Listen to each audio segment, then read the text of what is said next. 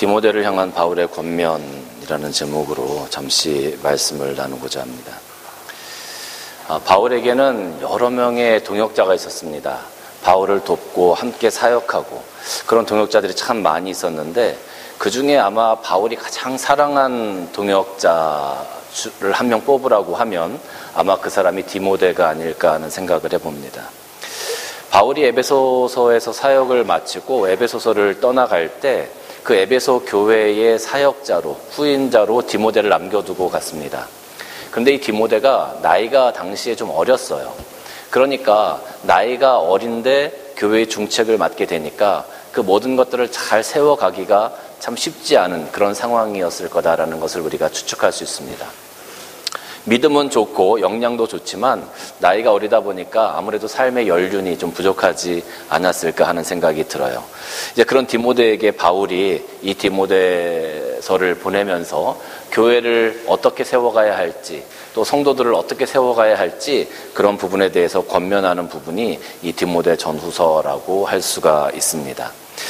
바울이 디모데가 교회를 세워갈 때 어떻게 세워가는 것이 좋겠다, 이렇게 세워가라라고 권면하는 것이 여러 가지가 있지만, 그 중에 오늘 우리가 2022년 한 해를 세워가고 출발하는 이 시점에 우리에게 주는 또 좋은 교훈이 될 수 있을 것 같아서 그 중에 몇 가지만 여러분들과 함께 나누고자 합니다.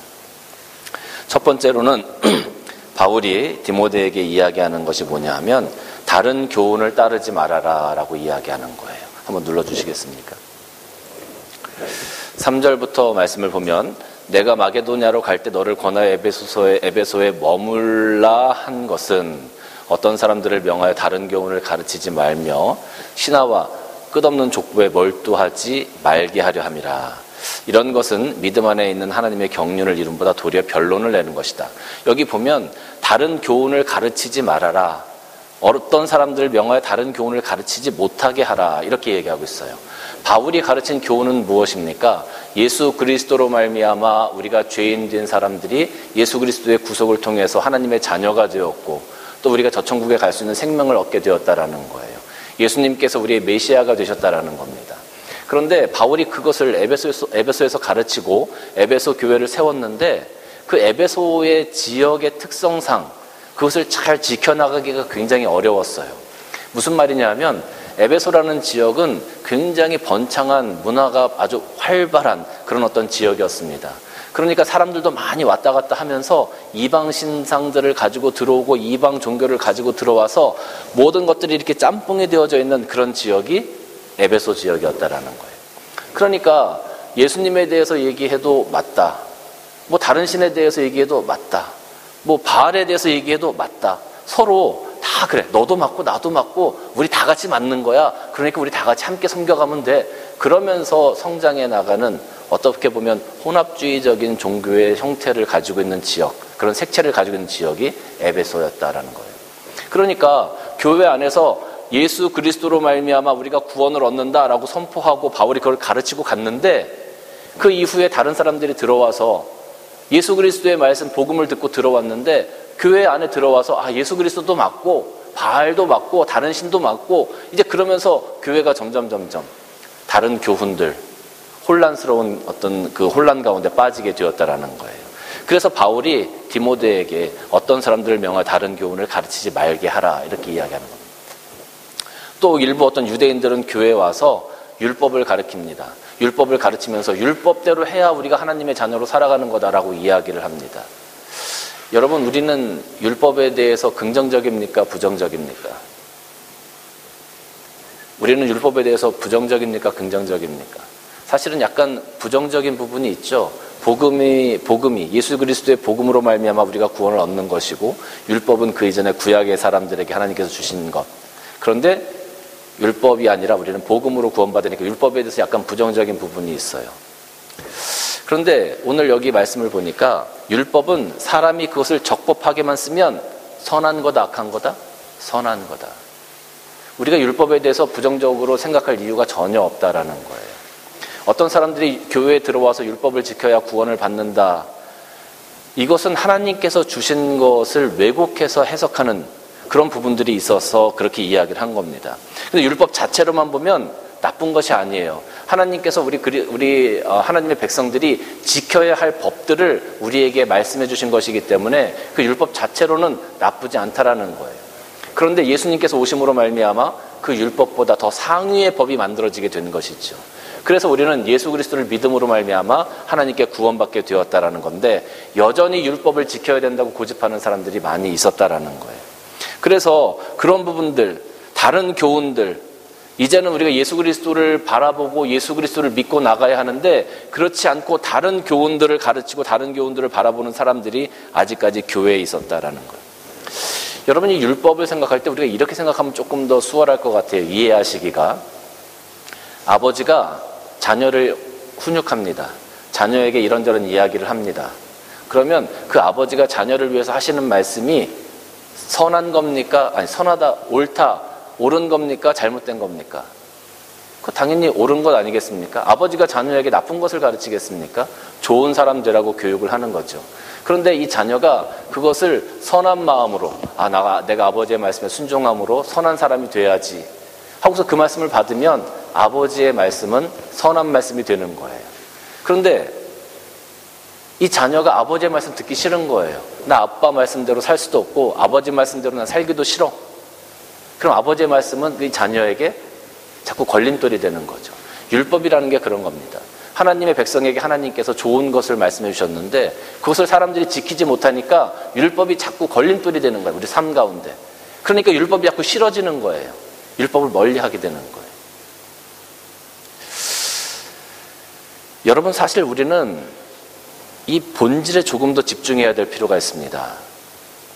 본질이 무엇이냐면 예수 그리스도로 말미암아 우리가 하나님의 자녀되고 구원받는다라는 것이 복음의 본질이에요. 그런데 그 본질 외에 자꾸 율법이나 아니면 다른 신의 방식이나 다른 삶의 방식이나 다른 어떤 도덕적인 방식을 가지고 교회 안에 들어와서 이 본질을 자꾸 흐리는 거예요. 예수 그리스도의 이름을 자꾸 흐리는 거예요. 그게 뭐냐 하면 교회 안에 들어온 세속주의입니다. 교회 안에 들어온 인본주의가 되는 겁니다. 이거 우리가 굉장히 조심해야 되거든요. 그래서 우리는 자꾸 본질에 조금 더 집중해야 됩니다. 다른 교훈을 쫓고 다른 어떤 모양을 만들어가고가 아니라 본질에 집중해야 돼요. 교회에서 우리가 본질에 집중해야 된다고 하면 예수 그리스도의 복음으로 말미암아 변화된 나의 삶에 집중해야 된다는 거예요. 사실 제일 중요한 건 사람이 어떤 마음을 가지고 세워져 가느냐가 굉장히 중요합니다. 일례로 어떤 교회에 가면 많은 분들이 그런 말씀하세요. 요즘 교회가 썩었어요. 교회가 안 돼요. 하면서 하시는 말씀이 뭐냐면 구역 다 없애고 다른 거, 목장 같은 거 해야 돼요. 직분제 이런 거 다 없애고 위원회 같은 거 만들어야 돼요. 교회 자리 이렇게 놓지 말고 약간 동그랗게 해서 우리가 조금 더 이렇게 푸근한 분위기를 만들어야 돼요. 그런 말씀을 많이 하세요. 저는 그분들의 말씀이 틀렸다고 생각하지는 않습니다. 그런데 우리가 그런 형태로 변화된다고 해서 그런 제도를 바꾼다고 해서 문제가 해결될까요? 처음에는 괜찮을 수 있겠지만 한 1, 2년 지나고 나면 똑같은 문제가 다시 반복되어집니다. 왜? 사람이 바뀌지 않았기 때문에. 내가 바뀌지 않았기 때문에. 내가 똑같은 생각을 여전히 가지고 있는데 교회의 구조를 바꾼다고 해서 제도를 바꾼다고 해서 무엇이 달라지겠습니까? 처음에는 효과가 조금 있을 수 있겠지만 결국에는 제자리로 돌아갈 수밖에 없는 겁니다. 그게 율법하고 똑같은 거예요. 구역이나 의자를 어떻게 놓든지 사실 그거는 크게 중요하지 않아요. 뭐가 중요하냐? 본질적인 것. 내가 예수 그리스도로 말미암아 변화되어지고 내가 예수 그리스도로 말미암아 하나님의 자녀가 되었고 오늘 내가 예수 그리스도를 내 구주로 고백하는 그 믿음. 그 믿음 안에서 내 형제 자매를 사랑하고 품어갈 수 있는 그 마음. 그것이 본질 아니겠습니까? 우리 그리스도인들이 살아가는 본질 아니겠습니까? 그것에 집중해야 되는데 우리는 자꾸 다른 것에 집중하려고 그래요. 사랑하는 성도 여러분, 2022년에는 우리 모든 교회 성도들이 하나님께서 우리에게 말씀하시는 가장 기본적인 교훈, 하나님께서 우리에게 바라시는 가장 기본적인 본질에 우리가 집중해서 우리의 영적인 모습이 성장하고 우리 삶의 아름다운 열매들 맺어서 하나님께 올려드리는 귀한 우리 교회가 다 되어주시기를 주님의 이름으로 간절히 축원합니다. 둘째는 한 장만 넘겨주시겠어요? 2장 말씀을 보니까 기도에 관해서 이야기를 하고 있어요. 기도에 관해서. 근데 기도에 관해서 가만히 보니까 2절 말씀 보니까 임금들과 높은 지위에 있는 모든 사람들을 위해서 기도하라 이렇게 기록되어 있어요. 우리가 나라와 민족을 위해서 꼭 기도해야 되는 이유가 바로 여기 있다고 저는 생각이 듭니다. 이는 우리가 모든 경건과 단정함으로 고요하고 평안한 생활을 하게 하려 합니다.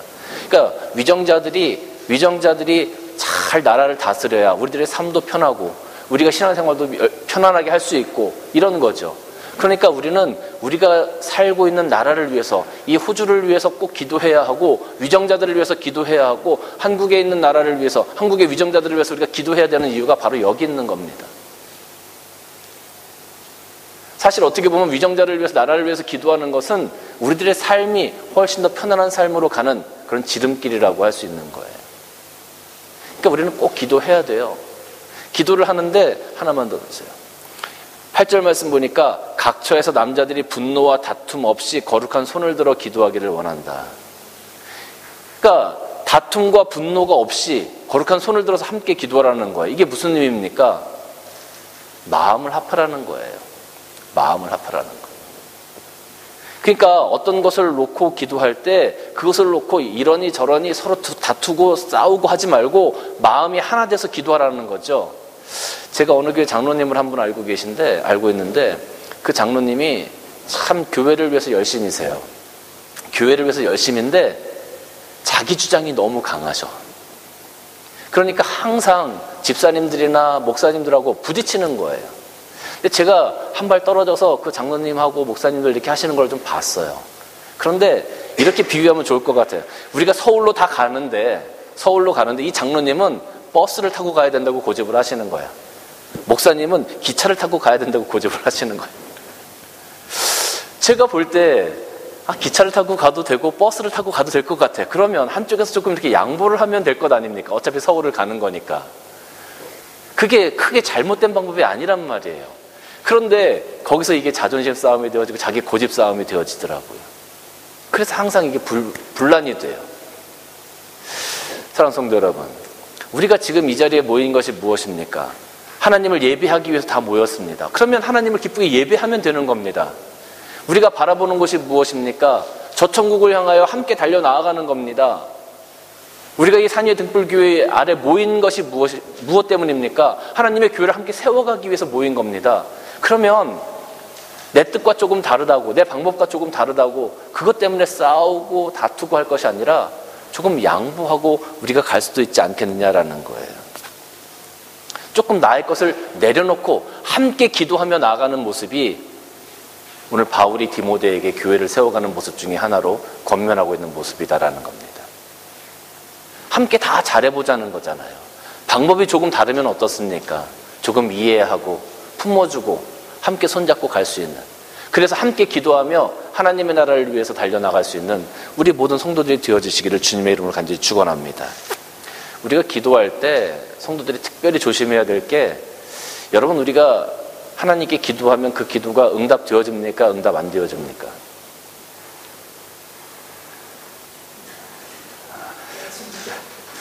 이렇게 자신이 없어가지고 우리가 당연히 응답된다고 우리가 믿잖아요. 그죠? 그러니까 우리가 좋은 것을 만약에 다른 분을 위해서 우리가 축복 기도를 했어요. 다른 분을 위해서 우리 교회 안수 집사님들을 위해서 우리가 기도했어요. 그럼 그 기도가 그 집사님들 가정의 삶 가운데 이루어집니까? 안 이루어집니까? 이루어집니다. 아멘. 저는 그렇게 믿고 갑니다. 여러분, 우리가 축복하는 거 이루어지죠? 그러면 우리가 저주하는 건 어떻게 될까요? 저주하는 건 이루어질까요? 안 이루어질까요?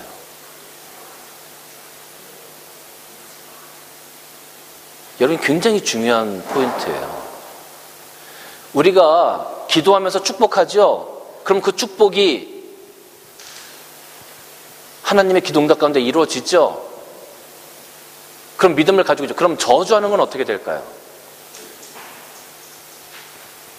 저주도 이루어집니다. 여러분, 그래서 이 믿는 사람들은요, 하나님의 자녀된 사람들은요, 입으로, 마음으로 자꾸 다른 사람을 저주하거나 부정한 생각을 하거나 부정한 말을 뱉는 것 굉장히 조심해야 합니다. 제가 어느 그 상담 프로그램을 이렇게 보다가 어떤 분이 한 분 나오셨는데 그분이 그렇게 얘기하시더라고요. 자기가 직장 생활을 하는데 자기를 늘 괴롭히는, 자기한테 정말 악한 말을 하는, 자기 마음에 너무 상처를 주고 자기를 너무 무시하는 그런 상사가 있었대요. 근데 이게 한두 번이 아니고 볼 때마다 자기를 무시하고 자기한테 상처를 주더라는 거예요. 그래서 이 사람이 마음에 저 사람 죽어버렸으면 좋겠다. 없어졌으면 좋겠다. 왜 저런 인간이 이 땅에 태어난 거야? 내 눈앞에서 사라졌으면 좋겠다. 그렇게 늘 마음에 생각을 하면서 몇 년을 지내왔다는 거예요. 그런데 몇 년 뒤에 그 상사가 그만 죽어버렸어요. 사고로. 죽게 되었어요. 여러분, 이 사람이 그 상사가 자기 눈앞에서 없어졌으면 좋겠다, 죽었으면 좋겠다 라고 늘 그렇게 생각을 해왔을 때 그 상사가 죽었어요. 이 사람이 어깨춤을 추면서 아이고 좋구나, 닐일이야 그랬을까요? 지금 10년이 지났는데 그 10년 동안 마음의 짐을 가지고 10년을 살아왔다는 거예요. 나 때문에 죽은 것 같아서, 내가 그렇게 마음에 저주를 해서 그 사람이 죽은 것 같아서 그 마음의 짐을 짊어지고 아무에게도 얘기하지 못하는 그 마음의 짐을 지고 지금 10년 동안 그렇게 힘들게 살아왔다라고 고백하는 것을 제가 본 적이 있어요. 여러분, 기도하는 거요, 이게 굉장히 무서운 겁니다. 그러니까 여러분들의 입술이나 여러분의 마음으로 남을 저주하거나 남에게 나쁜 막감정을 품지 마세요. 여러분이 여러분의 입술로 여러분의 마음으로 축복하는 것이 이루어진다고 하면 여러분이 저주하는 것도 그대로 이루어지는 겁니다. 그래서 그리스도인들은 말 조심해야 되고 마음가짐 조심을 해야 돼요. 기도할 때 항상 축복하는 기도를 하셔야 돼요. 하나님의 자녀들의 기도는 결코 헛되지 않기 때문에 그래요. 2022년 우리가 살아갈 때는 정말 우리 모든 성도들이 한 마음으로 하나님의 나라를 위해서 함께 기도하고, 또 기도할 때 생활하면서 내가 조금 다른 방식을 가지고 있다면 좀 내려놓고 이해하고 품어주고, 또 여러분들 삶 가운데 날마다 축복만 할 수 있는, 내 주위에 있는 사람들 위해서 축복의 기도만 할 수 있는 그런 2020년이 다 되어주시기를 주님의 이름으로 간절히 축원합니다. 마지막으로 세 번째 권면은 뭐냐 하면 경건에 대해서 바울이 디모데에게 권면을 하고 있습니다. 여기 경건에 대해서 말씀하신 6장 말씀을 보면 누구든지 다른 교훈을 하며 바른 말 곧 우리 주 예수 그리스도의 말씀과 경건에 관한 교훈을 따르지 아니하면, 그리스도 예수 그리스도의 말씀과 경건에 관한 교훈을 따르지 아니하면, 경건해야 되는데 그 교훈을 따르지 아니하면 4절 말씀 보니까 그는 교만하여 아무것도 알지 못하고 변론과 언쟁을 좋아하는 자니 이로써 투기와 분쟁과 비와 악한 생각이 나며. 그러니까 경건 생활을 잘 해나가야 되는데 그 경건 생활을 방해하는 게 있어요. 그게 뭐냐면 교만이야. 교만이라는 거예요. 조금만 더 넘겨볼까요? 마음이 부패하여지고 진리를 잃어버려 경건을 이익의 방도로 생각하는 자들이 다툼이 일어나는. 그러나 경건 생활을 해야 되는데 그 경건 생활을 못하게 하는 것이 교만이에요. 교만한 자가 있는 자리에는 항상 다툼이 일어나고 분란이 일어나고 여러분 그런 일들이 생겨난다고 하죠. 그런데 6절 말씀 보니까 자족하는 마음이 있으면 경건은 큰 이익이 된다. 자족하는 마음이 있으면 경건한 마음으로 경건 생활로 갈 수 있는 어떤 길이 되어진다. 이렇게 우리가 해석할 수가 있는 겁니다. 여러분, 교만하다라는 것은 어떻게 보면 나 자랑하는 거죠.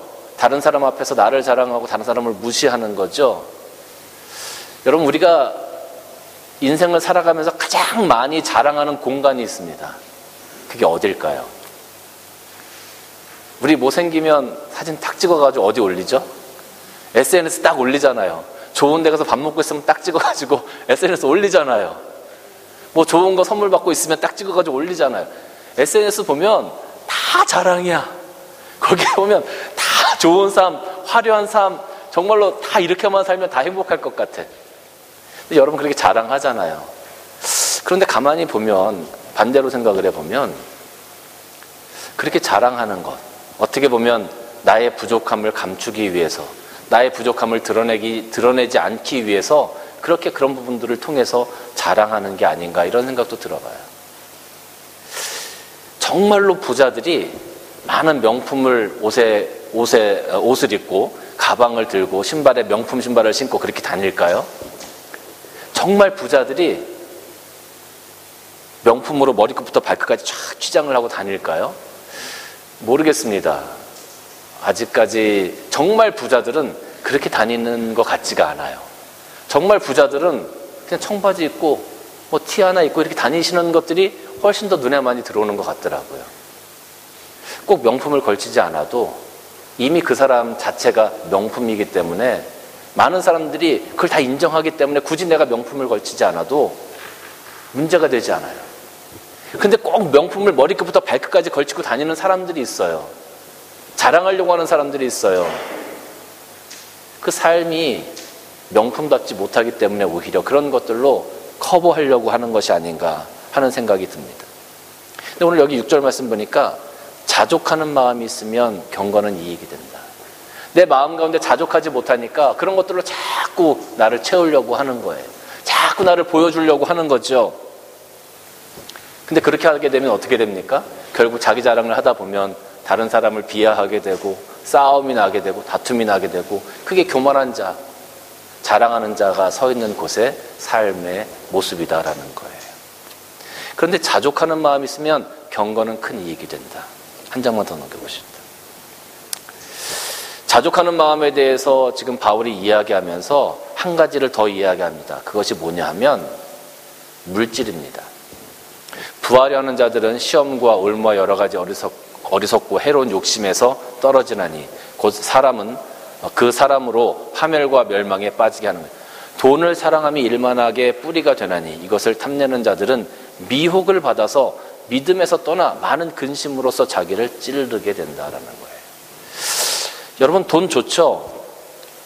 저는 여러분들에게 정당한 투자를 하셔서 많이 돈을 버시고 하나님께서 주시는 그 축복, 그리고 그 돈을 통해서 여러분들이 좀 풍요로운 삶을 살아가시라고 말씀드리고 싶어요.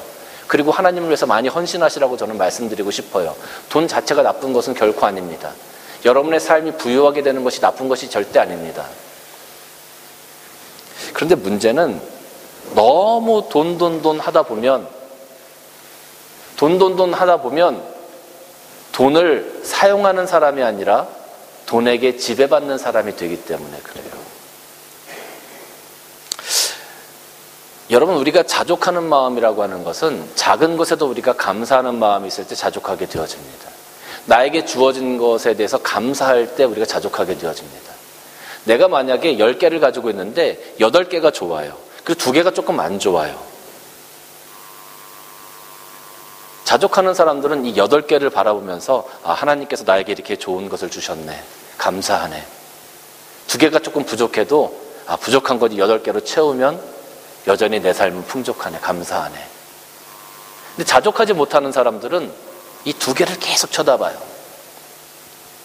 그러면서 나는 왜 이렇게 2개가 못난 거야? 나는 왜 이 2개가 이렇게 좋지 않은 거야? 8개에 대한 만족, 8개에 대한 축복은 다 잊어버리는 거죠. 자족하지 못하니까 작은 것 하나에도 자꾸 연연하게 되어지고 행복한 삶을 자꾸 스스로 잃어버리게 된다라는 거예요. 자족하지 못하니까 자꾸 이것에 대해서 미혹을 받아서 자꾸 근심이 생기는 거예요. 그것 때문에 자꾸 자기 마음이 상하는 거예요. 만족함이 없으니까 나는 왜 이렇게 살지? 나는 왜 이렇게 부족하지? 나는 왜 이렇게 부족한 것을 가지고 있지?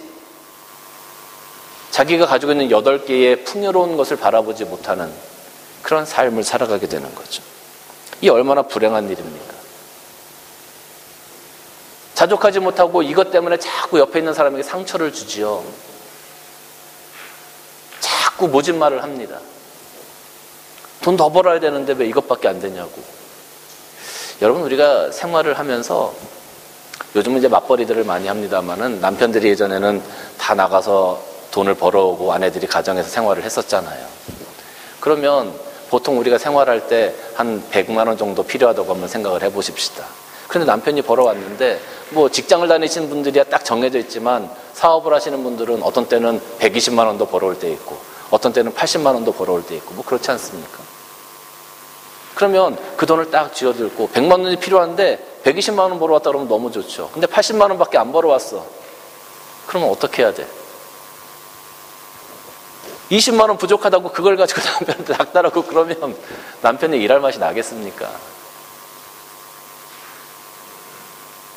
20만 원이 부족해도 우리 가정을 위해서 한 달 동안 80만 원 당신 벌어와서 너무 감사하다고. 옆에서 그렇게 아내가 해주면 남편이 얼마나 힘이 나겠어요. 그 부족한 거 또 알뜰살뜰하게 해서 조금 힘들어도 한 달 잘 살고 나면 다음 달 돼서 남편이 또 100만 원, 120만 원 벌어다 주면 또 그걸로 채워가고 그러면서 한 달 한 달 살아가는 것이 뭐 우리들의 삶이 아니겠습니까? 맞벌이를 해요. 둘이 같이 모여서 얼마 벌고 얼마 하고 계산을 해요. 모자랄 때도 있고 넘칠 때도 있겠죠. 모자라면 여보 우리 이렇게 모자랐는데 다음 달에는 더 열심히 한번 해보십시다. 더 화이팅 합시다.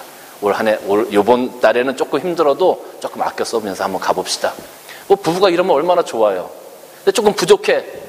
대뜸 남편이 얘기하죠. 당신 옷 샀지? 당신 옷 사니까 부족하잖아. 그러면 아내들은 뭐라 그래? 아니 뭐 내 옷을 샀어? 이거 당신 옷이고 이거 애들 옷이고 뭐 다 가정을 위해서 산 거지 내가 샀어? 그럼 맨날 싸워요. 여러분 우리가 어떤 삶을 선택하느냐는 우리에게 달려있는 것 같아요. 내가 어떻게 마음을 먹느냐.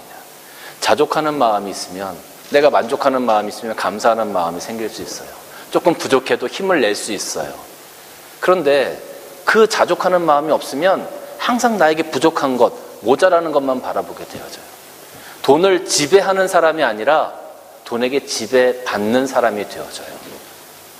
이게 행복을 스스로 깨트려버리는 겁니다. 여러분, 우리의 삶이 좀 바뀌어져야 될 것 같아요.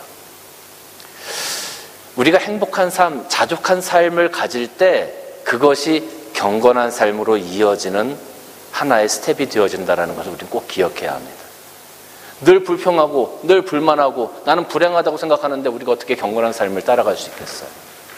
하나님께서 허락하신 것이 늘 불만족스러운데 어떻게 하나님을 향하여 감사할 수 있겠어요? 못합니다.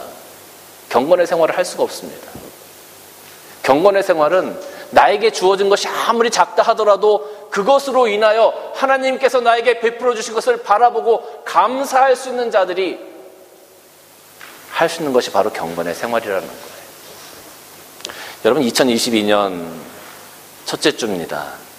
우리 올 한 해는 정말로 경건의 생활, 하나님께서 무엇을 허락하시든지 간에 내가 그것으로 말미암아 만족하고 감사하고 그래서 하나님 앞에서 내가 경건의 생활을 한번 해가 보리라. 이렇게 여러분 결심하시고 한번 달려가 보는 그런 한 해가 되어지시기를 주님의 이름으로 간절히 축원합니다. 누가 다 100% 만족하면서 살아가겠습니까? 살아가다 보면 조금 부족할 때도 있습니다. 그러나 그 부족함 때문에 중내산해하지 말고 감사함으로 나에게 허락된 가족, 또 나에게 허락된 환경, 그렇다고 우리가 뭐 또 먹을 거 못 먹고 맨날 굶어가면서 살고 그런 거 아니잖아요. 거처할 집이 없어가지고 밖에 살고 그런 거 아니잖아요. 지금 우리에게 허락된 것이 얼마나 많습니까? 사랑하는 성도 여러분, 바울은 디모데에게 다른 교훈을 따르지 말아라. 예수 그리스도로 말미암아 사람의 본질이 바로 세워져야 된다는 것을 교훈했어요. 그리고 늘 기도해라. 기도함으로 말미암아 우리가 함께 세워져 가는 것, 그것에 대해서 이야기했어요. 마지막으로 세 번째 경건을 이야기하면서 교만하지 말고 물질 따르지 말고 자족함으로 하나님께서 우리에게 허락하신 것에 대해서 만족하며 달려가라라고 권면합니다. 저는 오늘 디모데 전서를 쭉 읽으면서 이 세 가지를 2022년 한 해를 바라보는 이 시점에서 우리 성도님들과 함께 나누고 이러한 마음으로 우리도 함께 세워져 가기를 간절히 소원하는 마음으로 이 말씀을 준비했습니다. 이 말씀이 여러분 삶 가운데 양약이 되어지고 또 올 한 해를 살아가는 데 있어서 우리 함께 목표를 가지고 나아가는데 큰 힘이 되어지시기를 주님의 이름으로 간절히 축원합니다. 기도하시겠습니다. 주님 감사합니다. 오늘 바울이 디모데에게 주신 그 권면의 말씀을 통해서 2022년 우리가 어떻게 살아가야 할지를 한번 고민해 보았습니다. 저희들 지금까지 부족했지만 이제는 이 권면의 말씀대로 하나님 앞에서 자족하는 마음으로 우리들의 경건한 삶을 만들어갈 수 있는 우리 모든 성도들이 되게 하시고 하나님의 은혜 가운데 세워져가는 귀한 우리 산위의 등불교회가 될 수 있도록 축복하여 주옵소서. 예수님의 이름으로 기도드리옵나이다. 아멘.